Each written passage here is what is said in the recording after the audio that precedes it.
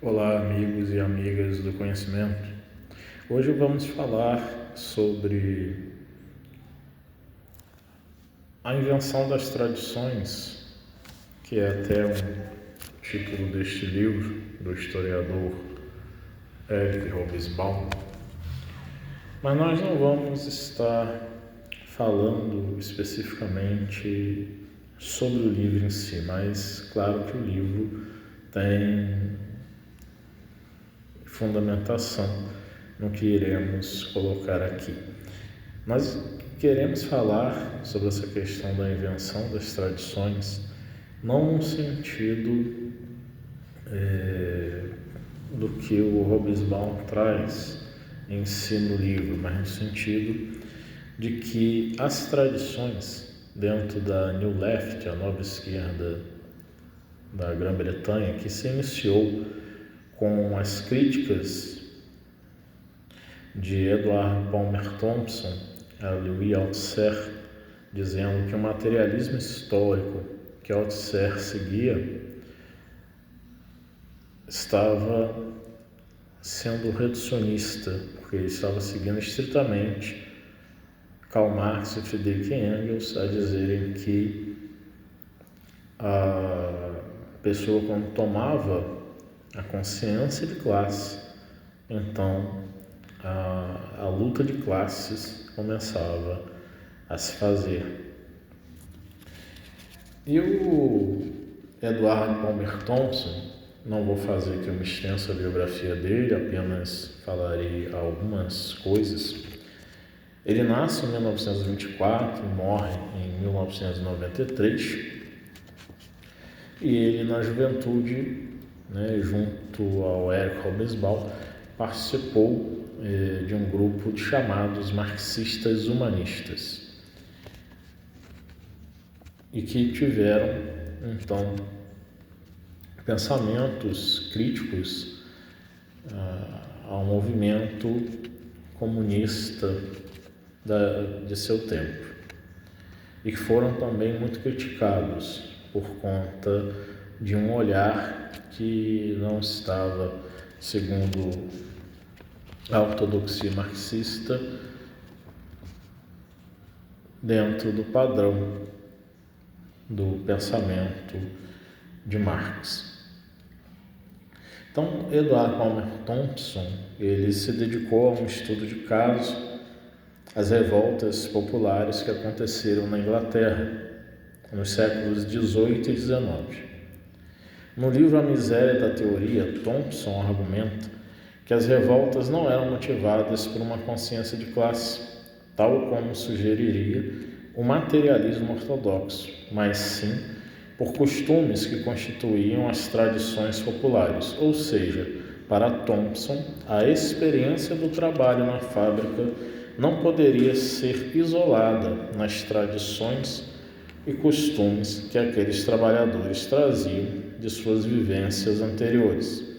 Thompson propõe um conceito mais ampliado da experiência do que aquele que caracterizava o materialismo histórico e ortodoxo.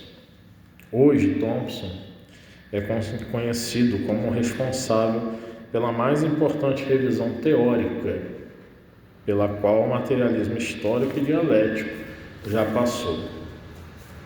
E falando então, trazendo esses breves comentários do que o Thompson coloca, que aqui nós vamos ver que ele diz que a consciência de classe, no seu livro A Miséria da Teoria, não estaria, como sugere o materialismo histórico ortodoxo,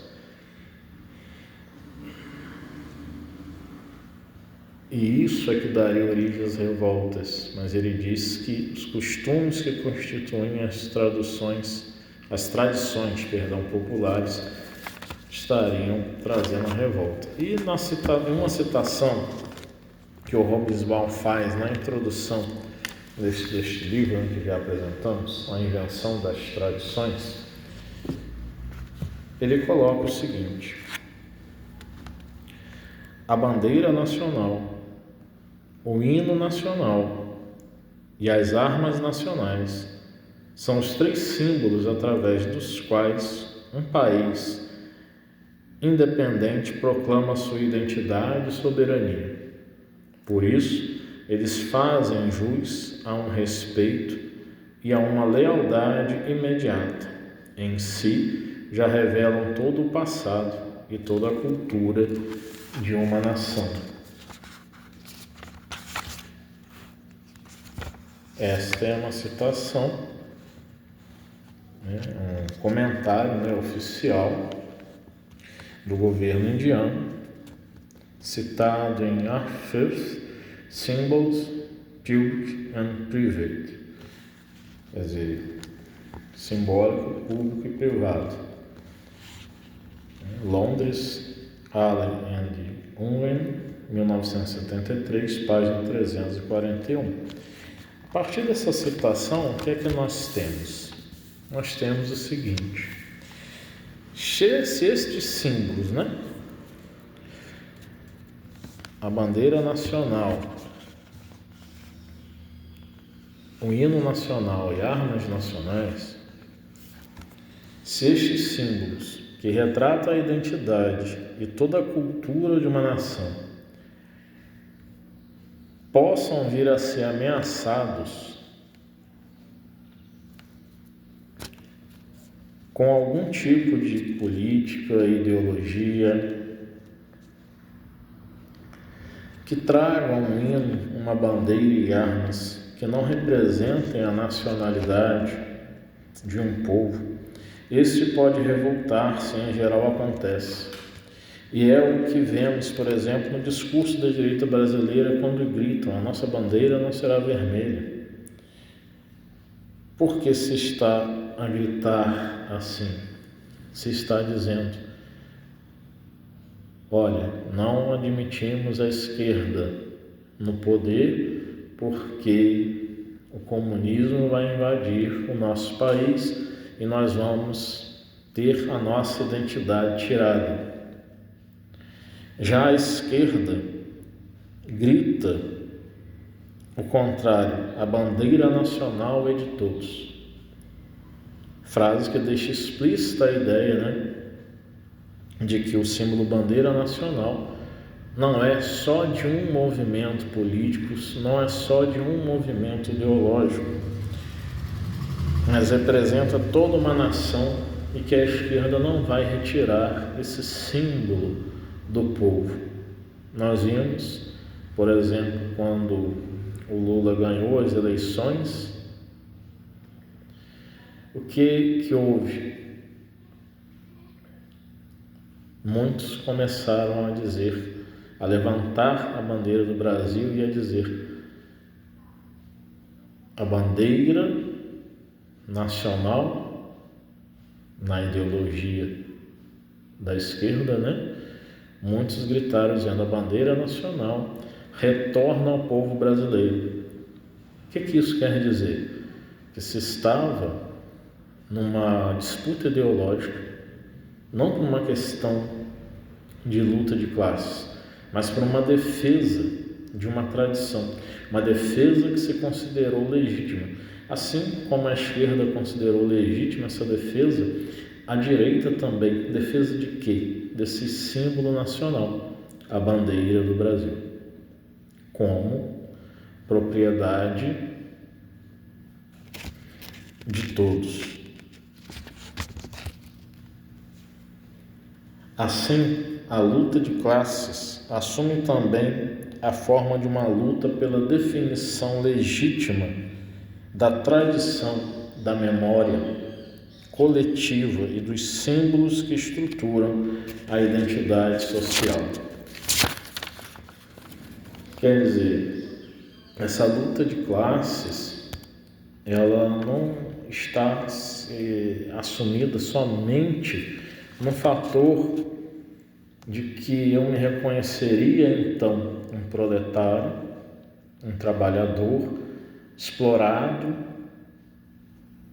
por um sistema capitalista, um sistema econômico capitalista. E sim, eu estaria antes de estar, de repente, ou conjuntamente a isso, tomando a consciência de classe, eu estaria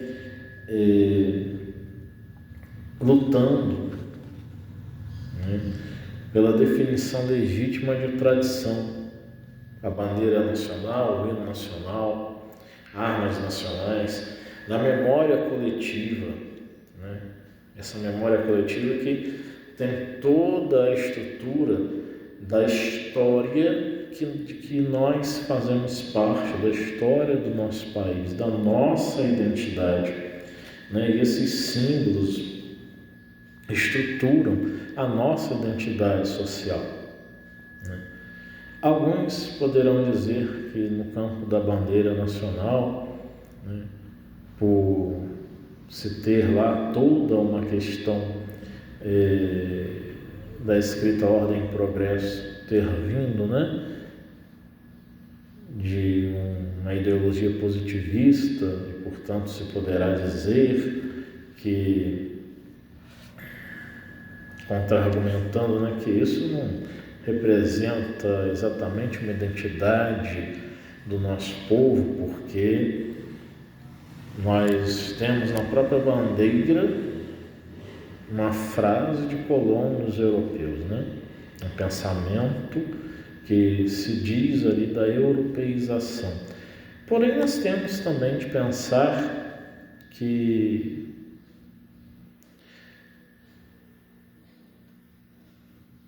mesmo se colocando um povo que buscou como europeu dominar, né, o novo mundo,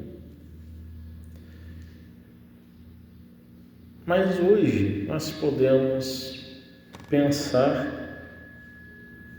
de uma forma multicultural, né, e de que nós estaríamos antropologicamente tendo aí um processo de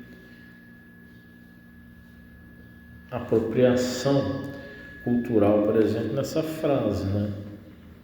Ordem e progresso, né? Que originalmente, se não estou enganado, é amor, ordem e progresso.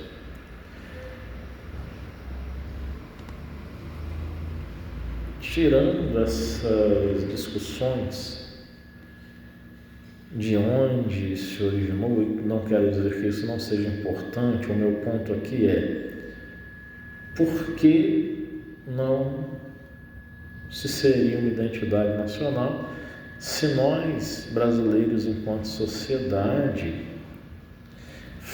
tivemos toda essa construção, né, vinda de um pensamento europeu? Se nós começarmos a contra-argumentar dizendo que ali está um pensamento colonizador, penso que nós vamos então não defendermos a nossa bandeira e vamos sim estar a tirar, né, do símbolo que traz, né, que é a bandeira nacional, essa estruturação da identidade social que carregamos. É um assunto que é complexo, que obviamente não se tem como fechar em um vídeo de 14 ou 15 minutos, mas que deixamos aqui para reflexões, né? Afinal de contas, vou fechar com uma pergunta. E claro, a pergunta deixa o assunto em aberto. A bandeira nacional, ela